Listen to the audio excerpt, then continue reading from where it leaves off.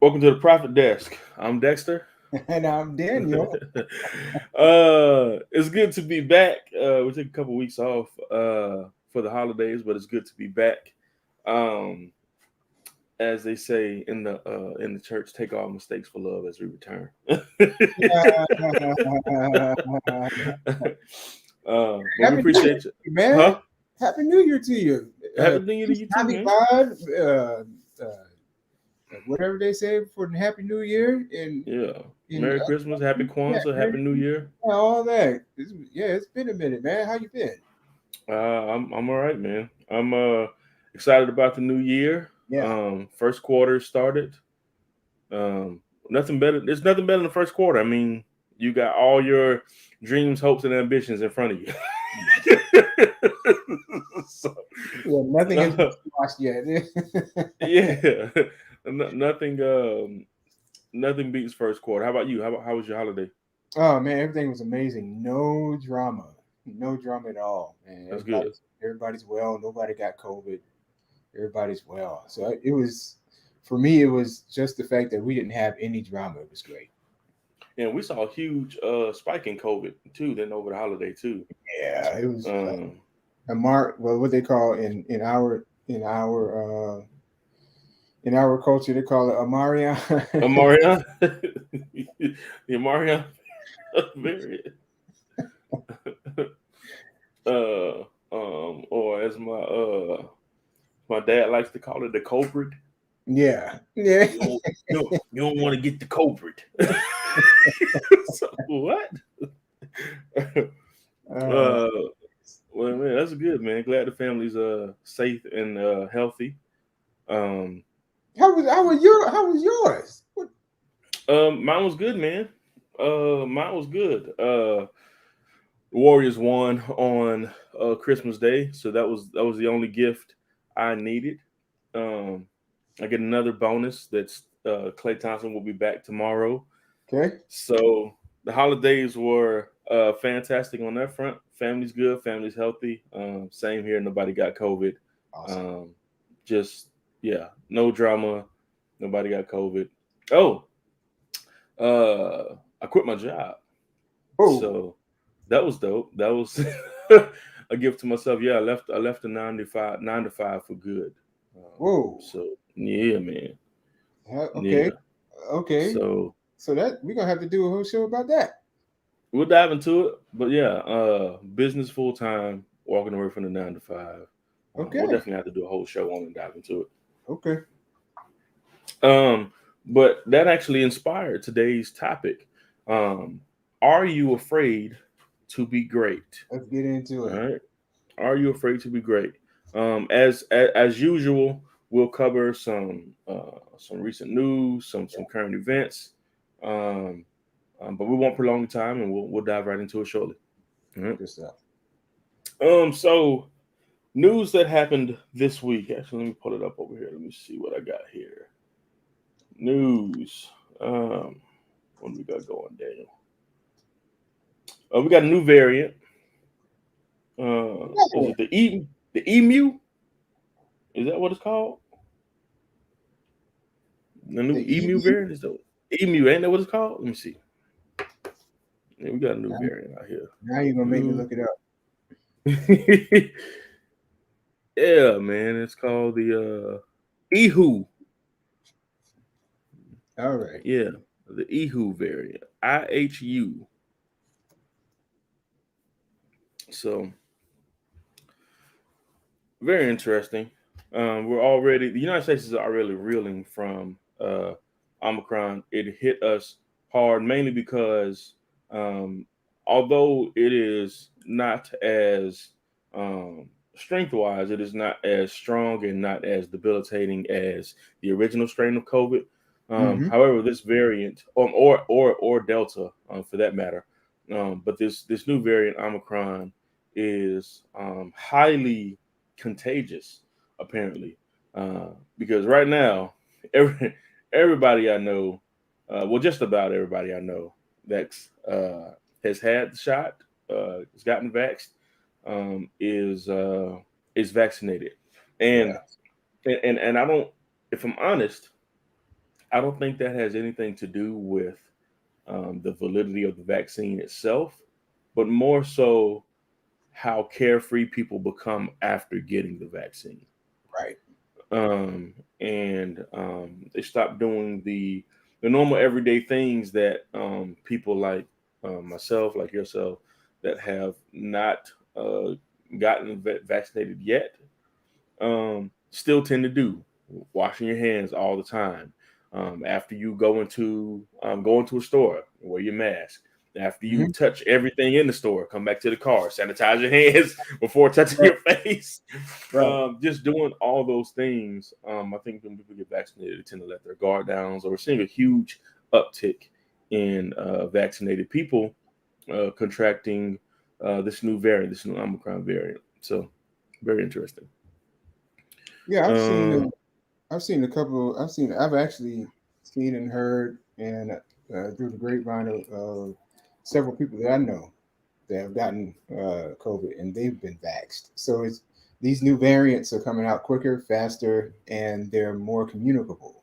They yeah, spread faster. They're more contagious. So whether you get vaxxed or not, it kind of makes you question um, the whole get vaxxed thing, right? yeah, Because you're going to catch some version of it sooner or later. It's kind of like the flu or the cold. yeah, yeah. Eventually, you'll brush. You'll have a brush with it. Eventually, yeah, you don't have to brush You'll have with a it. But brush with it. what you don't want to catch is the original version of it, the one that came out in Yeah, 20, the one they pushed yeah, out in 2020. I'm sorry, the one that came out in 2020. yeah. Okay, and and for those reasons, you may want to consider getting vaccinated, especially against the original strain, because although again the mutations are highly contagious, the vaccine is still largely effective against the original strain. Correct. Um, Most deadly. so yeah, the most deadly one. So consider it. Don't consider it. We're not here to judge. What the hey. Uh, Nice. what else? What else do we have this week? We had a few things happen in real estate. A huge one being for investors. Um, the National Association of Realtors had a victory this week in removing MLS sold and failed listings, removing the Yeah. permissions for third party data providers to gather that information and sell it to us as a third party data provider. So they can no longer companies like PropStream or Batch Leads, and we'll get. And I know a lot of people saying, "Oh, Batch Leads still has data." We'll get into the details of that on another show. Um, we'll probably dig into like a midweek show or something, just like a short show, and give you the real scoop on what's going on with Batch Leads, and other data providers as well. We've used both. We've used Batch Leads. We've used PropStream. It's data's data, man. It's all in how you utilize the Yeah. data. Pretty much. But yeah, so they've removed the ability for third party providers to provide MLS sold data as well as MLS failed listings. And quite a few people unsubscribe to PropStream. Hmm. Just in my personal view, my personal Facebook feed, I can count at least 100 Hmm. um, that I've seen that have walked away from PropStream. I think it's a bit hasty, but you know, whatever your business model is, I'll leave it to you. What are your thoughts on that, man? Yeah, whenever there's change and people have used a certain thing a certain way and didn't necessarily exhaust all options for that certain tool, you can expect some fallout, right? Whenever there's some type of significant change. And they recently PropStream went through. a buyout, right? So, and then that company Mhm. tried to, and it wasn't just that company. They tried to renegotiate the terms for, you know, being able to purchase and uh, disperse that data throughout that third party application. But they weren't able to do it, and neither was anybody else. So, if you are a person, again, who did not go beyond PropStream, i.e., make relationships with realtors in your market, i.e., look at the public records. It might take a little bit longer, but you can do that. Or you know, just you can even do it kind of like a general sense. Get something from Zillow, which isn't too reputable right now. Zillow, Trulia, Realtor.com, uh, Redfin is a good one. Redfin, you know, and Yeah. just do a general um, like a median from those four. Add those together, and then you know Divide 'em. by Yeah. four. No, that's a rough estimate of what the ARV would be on that. So there are other ways around it to be able to get just a glimpse of what it may be. But if you've never done it before, and if you just use that one tool, then it might cripple your business if that's all you leaned on. So you know, Yeah. entrepreneurs, great entrepreneurs, or people who want to be great, they find a way around it. They pivot. If you want to win, you have to pivot. And I'm going to say something super controversial here. So let me lean into the camera a little bit. Okay, lean in, man. Let me lean into the camera. I'm gonna switch cameras real quick. Give me one Okay. second. Let me let me Okay. switch cameras real quick here. All right. I'm gonna say this, and I'm probably gonna get a lot of hate for it, but I don't care. I'm gonna say this and I'm gonna make it very clear. Wholesalers, uh, my beloved friends, um, you do not need the ARV to sell a property or a contract. You don't even know the ARV. Who cares? ARV, SMARV. We don't care. Who cares? What you do need to do is build a relationship with your buyers. You need to find out the very specific criteria. What are they paying for? And what condition are they? What are they paying for? What price are they willing to pay for it? And in what condition? And go out and shop for it. Find it, get it under contract, present it to your buyer. It is that simple. Doing the ARV, trying to figure out building costs, especially in this rapidly changing market, trying to figure out building and repair costs, that is not our job. It is not our job. Present the deal to your buyers with their very specific criteria. If they like fire damage properties, bring them a fire damage property. If they like property as, hey, if I change the carpet and the paint, this would be a pretty good deal. I'll buy it for 50 grand. Okay, then bring them a property that only needs carpet and paint. But if you're sitting there trying to estimate repair costs and do all of these things and find the ARV and you're doing too much. You're overthinking this business. Build a relationship with your buyers, find the very specific buying criteria, what price they're looking for, secure it, and sell it. That is my rant. I'm gonna leave it there. All right. Okay. Yeah, that's very true. I forgot about that. Find the buyer, see what their criteria is, and we'll find what they want, and then bring it back to them. Yeah, yeah. And with even with this whole situation with MLS data and with PropStream and with other companies as well, I think there's too much focus on hey, this isn't working, that is, how do I find the ARV? Like, guys, it's not that serious. It's really not that serious. First of all, we're not realtors. Some of us are, but the great majority of us are not realtors. Okay. Secondly, any investor worth their salt is going to comp any deal you send them themselves anyway. Right. They're going to run the comps. So find out what their very specific criteria is, and bring them that. and work from there. One of our markets, well, one of our former markets, um, actually, no, I'll tell you one of our markets that we're in is a town in Tennessee. All right, we're in a couple, but in this town in Tennessee, we know there's a very specific buy price because it's just not a lot of it's not a high priced area. So we know there's a very specific buy price, and every property that we've acquired has been around this price.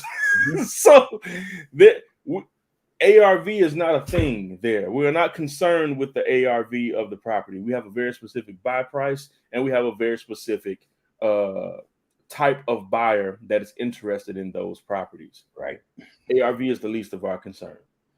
The least of our concern. Non-disclosure states, guys. I'm not going to go down that whole. It's a whole rant. We're going to say that for a midweek show. We'll talk about it. But yeah, that's what happened this week in the real estate news. Nice. um, anything you want to touch on, Daniel, before we get into the topic of the night? No, that's oh, let's say something about the realtors or the real estate agents. Realtors. Okay. Um, Realtors. I used to be a realtor. Had my license for um, a few years. I was with the top brokerage here, number one brokerage here in Central Florida, for a long time. I will say this: um, there aren't that many. Just like wholesaling, just like any business, right? There aren't that many high performers. All right, be careful. Be careful that you aren't in the bottom 80%. And what do I mean by that? So I had a friend of mine bring me send me an address. She says, "Hey, can you take a look at this property for me? I'm trying to see what my dad's home would be worth." You know, uh, my response was simple: "Hey, you might want to reach out to a realtor, get them to run a comp for you, and see what your home could possibly sell for." Her response was that the realtor asked her to sign an exclusivity agreement before comping the property, before providing her with any information um, of regarding the value of her home or how she would even go about, you know, getting the price that she wanted for her home. The realtor then proceeded to tell her that if she wants to get a general idea of what the property is worth, she should go on Zillow and take a look. Hmm. So, what she did was she went on Zillow. She found the house next door. The house next door to hers sold for $3.3 million. Right, $3.3 million. So she sends me a message. Hey D, can you check this? I just want to verify this house next door sold for $3.3 million. I take a look, and instantly, right away, I can see this home was purchased in a package. Hmm. Right, this home was purchased along with 150 other homes. Hmm. 150 other homes. They were all purchased in November by a fairly new hedge fund here in Central Florida. All right, but yeah, so 150 homes. Um, and basically had to educate her on, why uh, the home was listed for that it was a package, and then provide her with a real comp for her property. And again, um, wholesalers, I would caution against this because comps are a little bit of both art and science. And I learned how to comp as a realtor. Hmm. Um, I take notes from investors because we are shopping for them. So to provide them with the deal, but I actually learned how to comp. as a realtor. So I would recommend you getting a realtor to run official comps if you're going to provide them to somebody. But with that being said, this realtor blew their entire shot at being able to list this person's home or get or represent them in a purchase or sale in the future, all because they wanted to be to be lazy, or this idea that I can't give them the scarcity mindset. Oh, what if I give them all the information and they use somebody else? Um, well, now you won't be getting used at all because you are to them you are no longer um, a reputable source because you provided them with the minimal amount of information. You didn't provide any value. You didn't lead with value. Yeah. Um, and I just want to let realtors know, like you really have to. It's got to stop. I'll just say it like that. It's got to stop, man. Like the bare minimum has like really like got to stop. Wholesalers too. We're not exempt, guys. The bare minimum has got to stop. This whole uh daisy chain. Um, um, I pull up a list of homes in the area, and I'll pick the highest price that sold for, and that's my ARV. All this lazy stuff has got to stop, and that goes for the real estate industry as a whole, um, both realtors and wholesalers. Uh, do the work. Take pride in doing the work and doing it properly. Um, and that's my rant, man. Yeah, it really sets you apart, right? I mean, that's in the industry. If you take pride in what you're doing, and you actually realize that the devil is in the details, and if you actually do the work, it sets you apart from half of everybody else out there, Yeah. right? And the other 40%, if you the other 40% of that effort, if you give 100%, 50% of that effort, if you just do it, if you do more, if you do a little bit more than 50%, it will put you 50% ahead of the market. If the other 40%, if if you pay attention to the details and do it with excellence, that'll put you in front of 90% of the market, right? Yeah. The last 10%, it's just up to God, basically. Basically,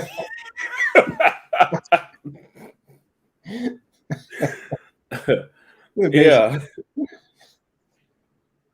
Uh, well, let's get to tonight's topic. We're already 25 minutes in. Let's get to tonight's topic and see. gosh, man, Um, time is rolling yeah, by. man, it's rolling by, man.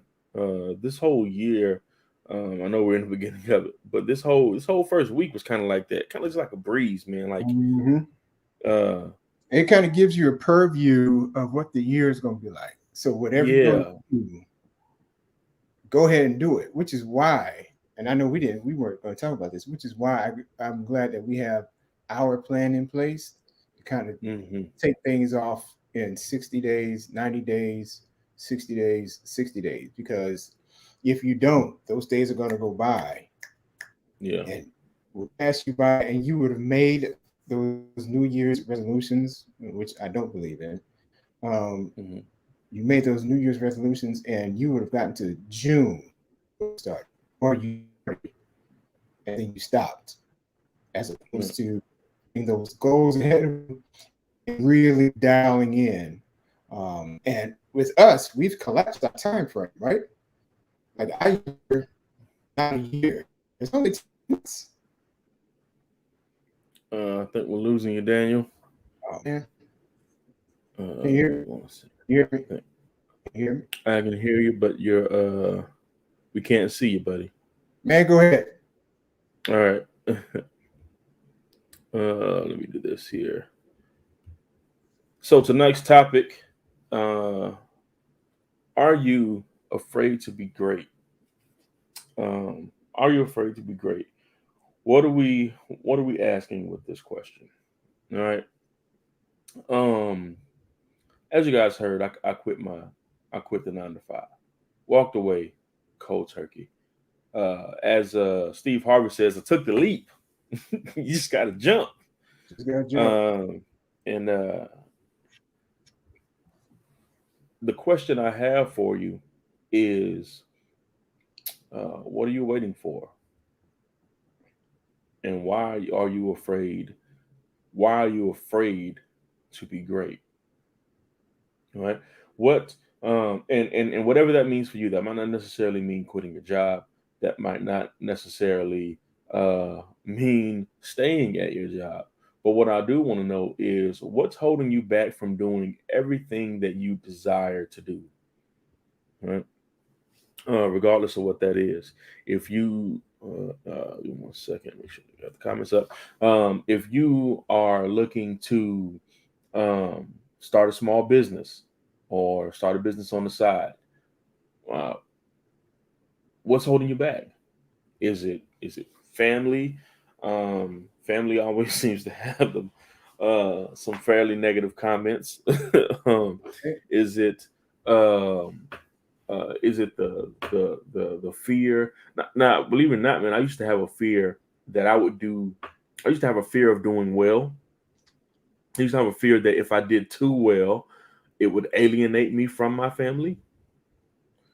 Um, so I was always trying to uh, dull my success. Um, one of the things I always heard from my dad growing up, which I had to unlearn as an adult, was make sure you don't make too much money. You don't want them taxes. You know what I mean? So uh, that's the real question of the night. And why are you afraid to be great? And if so, why? What's holding you back? And yeah, what's stopping you from making that move? What are your thoughts, man? Yeah, I guess I would have to ask you first. Can you hear me? Yeah, I can hear you loud and clear. Okay, I would have to ask you first, since I guess we'll use you since we're in the middle of you've just started your journey, right? Yeah. Um, what does greatness mean to you? Mm. Greatness to me is, um, I got up Monday morning Hmm. for the first time in 4 years, 4.5, 5 years. Hmm. Um, and I was excited about getting up.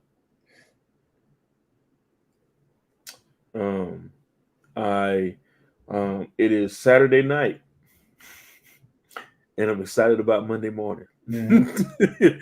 To me, that is true greatness. Am I still exhausted by Friday? Yes, I am exhausted because I gave up an 8 hour and 40 hour a week job for an 80 hour a week one. Yes, I did. So, am I still exhausted? Yes, I'm still exhausted. Um, but I'm happy, and that is, and I'm happy uh, in spite of what others may think about that happiness, because it didn't go over well with um, everyone in my family, and I've gotten some negative Nancy's, throwing some small comments here and there, um, but I'm happy in spite of those things. I genuinely am happy. Um, yeah, So and if I to make me, that's what greatness boils down to. being Uh, happy, yeah, yeah, yeah. What's stopping you from grabbing your life by the horns and creating your own happiness? I guess we would have to dig a little deeper. It says, what makes you happy? Okay, what makes me happy? Now, okay, My so it looks like we're going a different direction, which is so it looks like we're just having one of our conversations, which is fine. Okay, let's do that. Um, so what does it mean to be great? And for you, it says you said for me, greatness is being happy. Okay, so what is being happy? uh, because the definition of happiness for different people is Hmm. totally different. So being Yeah. happy for you, break that down for me and for those who are watching now, those who will be watching. What is happiness for you, and what does greatness in the future look like for you? What is happiness for me? Um, Happiness is the ability to wake up in the morning and do um, what I love, um, and what I want to do. Now, there's a caveat to that. Right? People say, "Oh, you can't just wake up and do what you want to do." Well, I want to do real estate, so for me, waking up and having a profession that I love is like a kid in the candy store, like waking up to do what I want to do every day. Some people want to go climb mountains or travel the world or um, I don't know, you know, I don't know, farm alpacas, whatever your thing you want to do every day. For me, um, I could bury myself in data, real estate data, for 12 hours and I'd be fine. I'd be I'd be in bliss. Um, so that is what I chose to do. Um, I think I think most people want to. I think most people equate happiness to feeling joy, and that's not what it means to me. Um, I don't mean to say that um, being happy means that I'm never frustrated, I'm never upset, I'm never um, irritated, or that um, this decision makes my life 1,000 times easier. uh, because the reality is that it could be the opposite. There's potential for that. We guard against those things, but there is the potential for that. But no, I see happiness as a frame of mind, man. And my happiness for me is very specific. I want to be able to wake up, do what I love, and pay my bills um, with uh, the profession that I love. That's it. It is that simple. All the other things, goals, legacy, um, all things on top of that, those to me are um, they're a duty. It's Hmm. something that's on my heart and it needs to happen. It's something that God put on my heart, um, and it is a burning, fiery desire within me. Yeah, Uh, but happiness for me in the simplest form is just what I said: being able to wake up um, and, and to do what I love. I used to have this saying um, back when I was in the just in this mood that I wasn't gonna let anybody kind of mess up my mood or anything. And it was, hmm, if it's not a hell yes, then my answer is hell no. If it doesn't feel like hell yes, my answer is hell no. hmm. And it's kind of that is complete happiness to me. Hey man, do you want to come to a party? If you hear me say, I'll let you know. I'm not coming, Yeah, bro. yeah, I'm yeah. not coming, bro. I'm not coming, man. I'm just not. Uh, if you say, hey, hey, you want to grab a yacht this weekend? And I'm like, yeah, let's do that. Then you already know I'm gonna be there. Um, and I try to shape my life in that way. Um, and this is my first step in doing that. So that's it for me. Got it. So, in the sphere of business and life and entrepreneurship, because those are three things we focus on in this podcast, right? Hmm. What does greatness look like for you in business? Mm. Greatness in business. Uh, Greatness is for me is um, in business um, growing our company, uh, creating something that we can build a legacy around. Hmm. Um,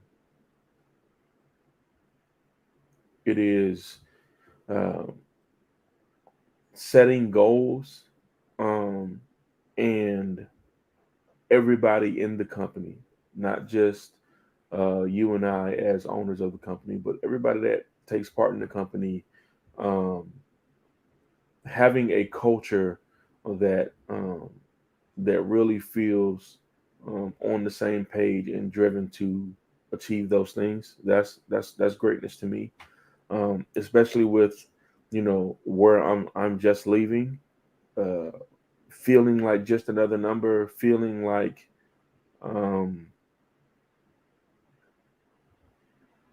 really like nobody, like the company culture that's on the board or on the slogan, is there only for that reason, Mm. and that nobody actually lived it.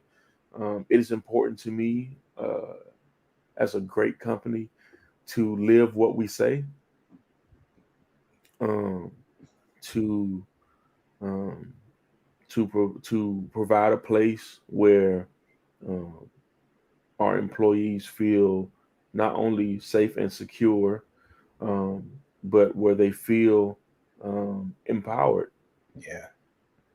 Um, uh, Greatness as a company. If we had to go for a number, the number's high. That number's high. Do we want to say it here? No, we've discussed it before. Okay. Okay. Uh, but yeah, but that number's up there, and for us, it is a dangling carrot. Um, but greatness is um, realizing that, although for us that is the end of the dance, that is the goal. Greatness is being in the moment and realizing how far we came, especially in the last year, and being able to take that and say, "Hey, look what we did." Mm. Um, I know how we can double that. I know how we can double that. The Being able to do a business with, and we're talking about us doing maybe do a business with not only somebody I consider a very close friend, but family. That is kind of that is oh hush Siri. That is to me, man. That is crazy. Mm. That is that There's this old saying that we used to use back in out, in the streets. I'm pretty sure a couple of mobsters used it too, where it says, uh, "Blood makes you related, loyalty makes you family." Mm. Um, and like just the being in the trenches over this last year, the bond we built, the friendship, the uh, the the alchemy of crafting a business out of thin air, Mm. um, and being and the I guess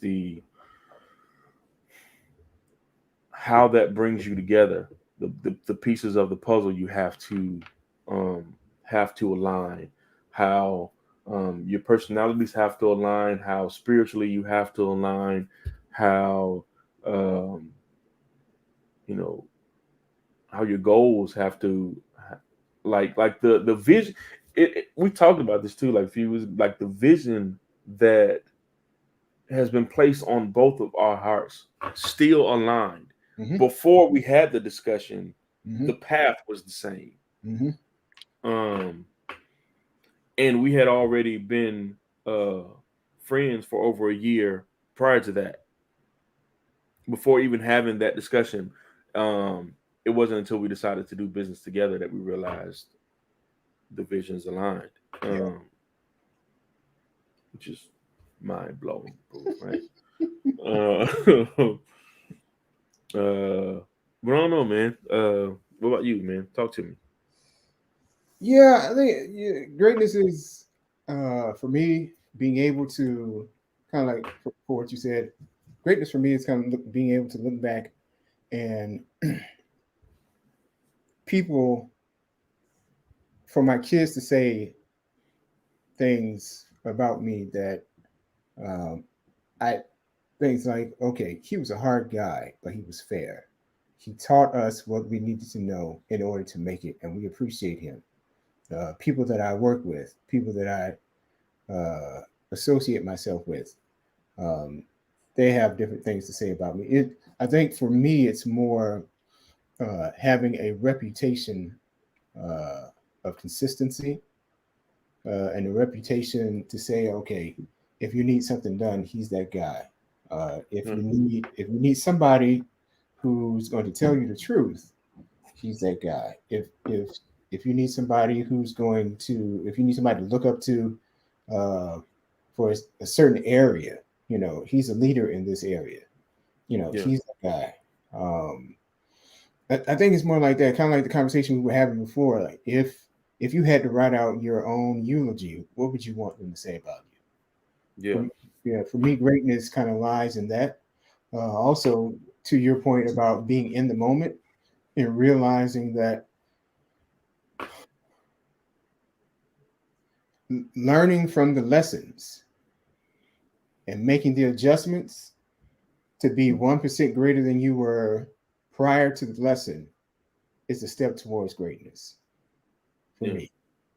To be able to say, to be able to track uh, your improvement over time. Say, okay, we were good then, but we're great now, and this is the proof that we have documented to show that we went from good to great, and then we went from great to excellent. We went from excellent to, man, jaw dropping, awesome mm, uh, type of service. So it's one of those things where you could be able to document, be able to look back and have testimonials from people that have associated with you, done business with you, family with you, friends with you, and they all pretty much say the same thing, have the same narrative because you've crafted that narrative throughout your life. For me, that's greatness. mm. That's what's up, man. That's what's up. Well, I posed the question to anybody watching this. Um, what's stopping you from creating your own world of greatness? Mm-hmm. I mean, what's stopping you? There are all the excuses in the world, right? And when I say excuses, I don't want that to. I only want to think uh, invalidating their circumstances. That is not what I mean by that. But what I mean is that regardless of your circumstance, um, you always have choices, and um, there's always a way. Um, you just have to think on it. So if you got kids, um, and you want to start a business, and you're thinking, uh, well, I can't. I've got a wife, I've got kids. It's too risky. Um, I would I would argue that it's too risky not to. Yeah, Um, if you if first of all, if you're below the age of 30, let me just say that if you're below the age of 30, take the shot. Take the shot. yeah. There's something that happens when you cross the bridge over to 30. Let me tell you, it's not great. Uh, being being great now, life life above 30 is fantastic. Mm-hmm. It is a world of its own. I thought my parents were, just saying something old folks say when they say, "Boy, your life haven't even started yet." Mm-hmm. 30 plus is where it's at. I'm telling you right now, 30 plus is dope. However, if you in your 20s, take as many jump shots as you can. Yeah. Fail forward as often as you can, because the amount of pressure you feel once you cross over that 30 bridge to build a life of security is is sometimes uh, insurmountable. Mm. So take the jump shot now, because there are plenty of people, we're talking about finances, and people trying to achieve the dream. You guys know the average age that a person becomes a millionaire is 51 years old. Hmm. Don't believe Instagram. You right? Don't believe the cars, the money, yachts, all the crazy stuff. Hold on. Listen, man. 80% of people on Instagram cap it. All right. I'm just saying. Oh yeah. Listen, it's somebody lying. Somebody ain't. Everybody. No. No. And I'm just saying. That's all. Please continue. No, they definitely capping, bro. Bro. They definitely capping, bro. I'll tell you, man. So, if the average age of person becomes a millionaire is 51 years old, and I could be off. It could be a little bit later in your 50s, but it's Hmm. in your 50s. Hmm. It's in your 50s, man. Hmm. And so when we say, man, your life is just getting started when you hit 30s, bro, we're not Hmm. lying. like we're not lying. If you look at the whole, and that's just finances. If we're talking about, we talk about life here. If you talking about dating, there's a whole group of people that will tell you, I'm talking to you ladies, that after you turn 30, it's too late. I am not amongst them. Listen, 30 is the turn up. Turn up, don't turn down. All right? I said it. I'm saying it live. You got kids, stay in the house with your kids. But but if you don't, it is not too late, people. We we out here. Anyway, I love being in my 30s, man. My birthday is next month. For those of y'all, who want to, bless your boy. um, Hey but man, yeah, man. real quick, man. I know we're in the last like few minutes of the show.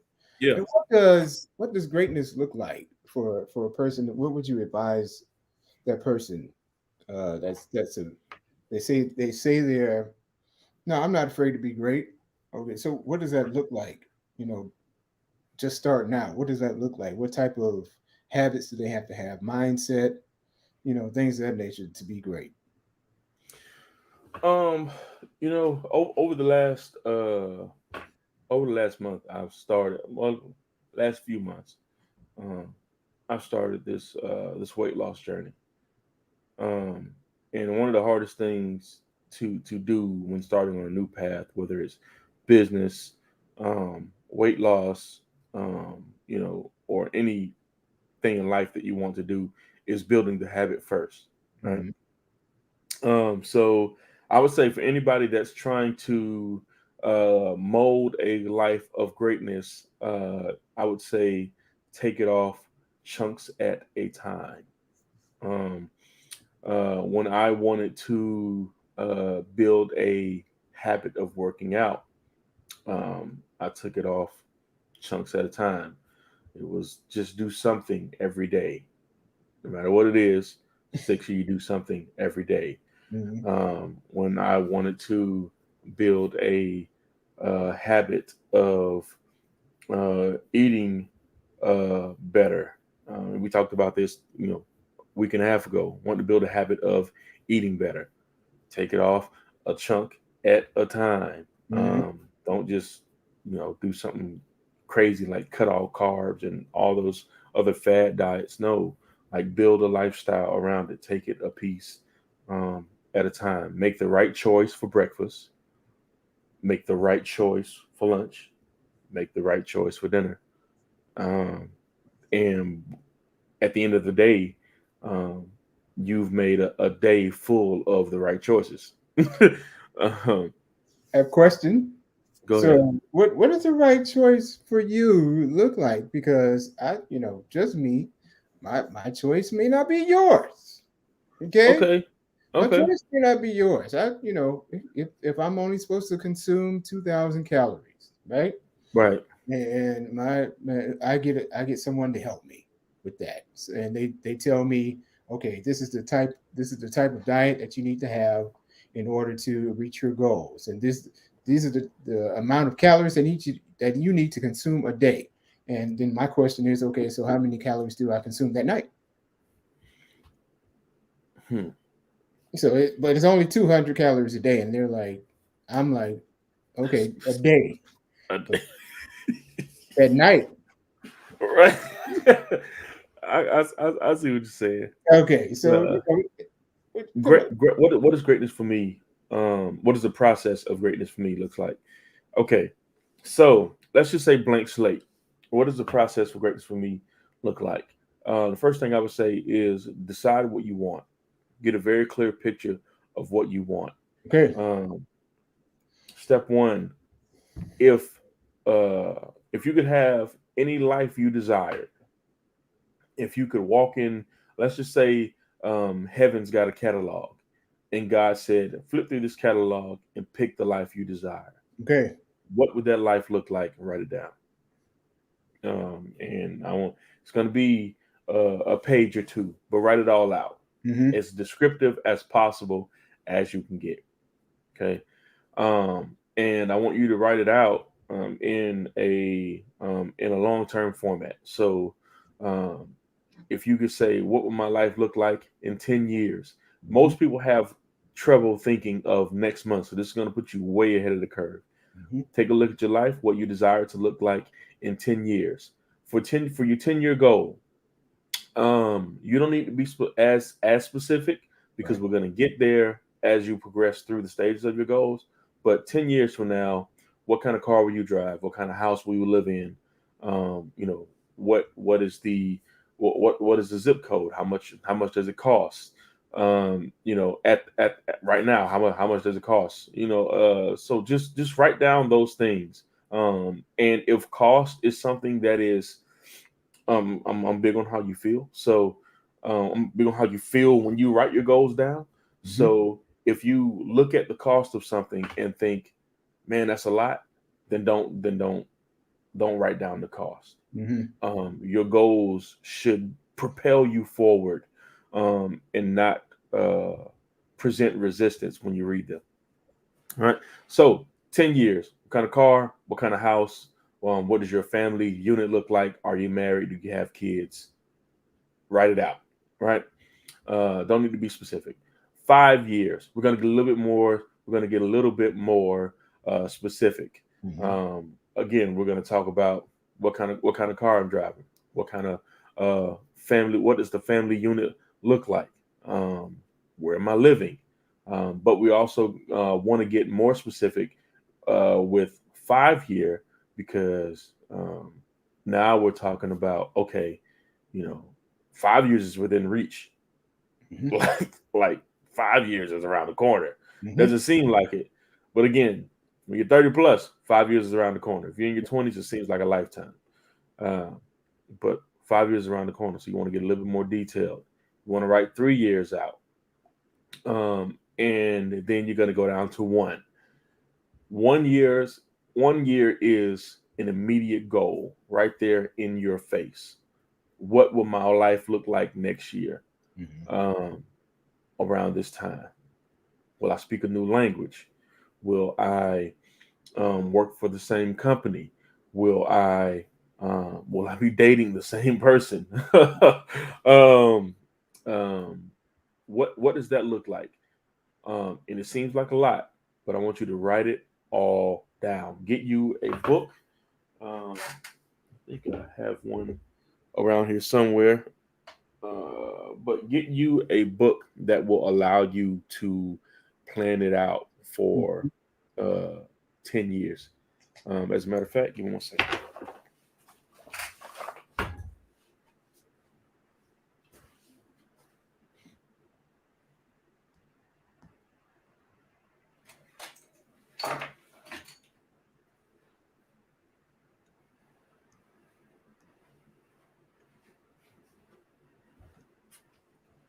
So he said 10 years, 5 years, 3 years, and then 1 year. And then have a journal to put it in. Have a journal to put it in. Get yourself a journal, write it out. Needs to have a fairly good amount of pages in it so that you can write it out. Write the whole thing out and novel it until your heart's content, until it looks like a story that you can read, right? Uh Once you've got your catalog written, all right, and if that was your life, it would be total bliss. The next thing you need to do is to get realistic about um, what it will take to achieve those goals. Yeah. So there's part of how we came up with this topic about are you afraid to be great is because being great takes a lot of effort, takes a lot of work, um, and you have to ask yourself, is the work something that you're willing to do? I was having a conversation with a friend of mine, um, and they were saying that they wanted to marry, they want a husband that makes $500,000 a year, right? That's something they want to do. Okay, cool, whatever. My question to her was, um, do you know how much a man that makes $500,000 a year works? Mm-hmm. Um, and are you sure that um, you want to be married to someone who uh, is more often than not going to have to put the job first, and you'll be a close second, but the job will come first. Right. Um, and when she thought about that, she was like, "No." So well then you have to kind of rewrite that goal, right? And that goal is not going to work for you. And it's kind of the same way. If after you write all these goals down, then you have to get realistic about the effort and the sacrifices that it's going to take to achieve those things, right?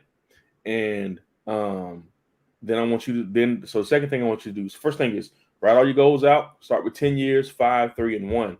Then I want you to do the same thing again. I want you to look at your 10-year goal and say, okay, a person that has this life, uh, what I want you to find a model of someone that has the life that you desire, and I want you to there's a couple things you can do. If they have like a podcast, something like this, then you can kind of get a sneak peek into the amount of work it takes, especially if you for those in real estate, a lot of people model their life after Max Maxwell, and we kind of got a sneak peek into his work ethic, which is insane, right? So and we were able to see that, and you kind of build your work ethic around it. So you were able to say, man, I want to be that in 5 years. And in order to do that, I need insane drive. I need insane passion. I need just obsession, right? And so the same way, find someone to model your life after and find out how much effort, just get a glimpse of it, how much effort is going to take to achieve what you want to achieve 10 years from now, and then make a decision about whether that's something uh, you're willing to do, and whether that's something you're willing to commit to. Third thing that I would say is once you have seen it, once you've written it down, once you've seen what it takes, uh, the third thing would be to do is to start. And this is where most people, in my opinion, fall apart. They never start. They research forever and never start. Mm-hmm. Um, if I want to, if you want to create if you want to create a business, yes, take some time and research the business. Uh, Maybe a week, any more than a week, and you no longer research. You just procrastinate. So take some time, research the business, but start. Um, so as far as your goals are concerned, you want to be great, perfect. I want you to be great. Write your goals down, find an example, then take your 1 year goals, uh, get yourself a cork board, hang it in the place in your home where you spend the most time, and put those 1 year goals up in front of you so that you can see them all the time, and then they are a reminder to you. And then you create a timeline for those 1 year goals. All right. So next thing, so once you start creating that timeline, these are my 1 year goals. Perfect. 1 year. I want to do this by this date. All right, this by this date, this by this date, this by this date, this by this date. Okay, great. Then you want you to take each individual goal, again, breaking it down. Take each individual goal. You're going to break it down into, I want to do this by this date. All right. How do I accomplish this by this date? And what are the steps to doing that? Again, write it all down. Write it down. don't don't don't type it. Write it down. There is power, and I'm a computer geek. I'm a nerd. I assure you, and I type everything, but I assure you, there's power in writing it down. There's a chemical change that happens in your brain when you physically have to write something. Um, so write it down. So just going through steps to clarify everything. Write out your goals, very clear. And when I say goals, I mean if you could have the life you desire without resistance, write them down. Okay, make it very plain so that you can read it every day. Second thing is find an example, somebody that has done it that you can um, model your progress after. You can get a glimpse of what those milestones look like, and you can set your own. But you need a model. So find somebody you can model the path after. Excuse me. The third thing that you need to do is you need to take your immediate goals and start a timeline of when you want to accomplish those things. Right? Your If you think of it this way, say, so well, why are we only setting a timeline for the 1 year goals? Because the 1 year goal is the 3 year goal. It's 3 1 year goals.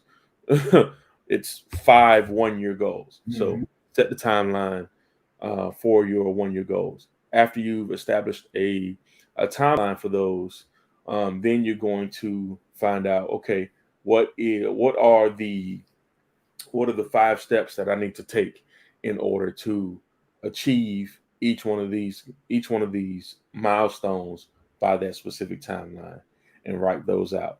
And lastly, don't hesitate. Don't wait for the perfect time. Just start. Mm-hmm. That's it. Yeah, man, I think that's a beautiful ending to the show. Okay. All right. Well, it's been a great one, man. Yeah, Feels man. good to be back. Feels good to be Yeah. back. uh, um, as always, we appreciate y'all for continuing to rock with us. We will be back again next week. We'll also be putting out a lot more content. So check out the YouTube reels. Check out the TikTok page. Check us out on Facebook. We're on Instagram. We're everywhere. So we're putting out a lot more content for you guys. Not just for the live show, but um, some news, some interesting topics we'll discuss on Instagram, TikTok, Facebook, all those platforms. So make sure you tap in with us. Um, and again, we appreciate y'all. We'll see y'all next time. Peace. Peace.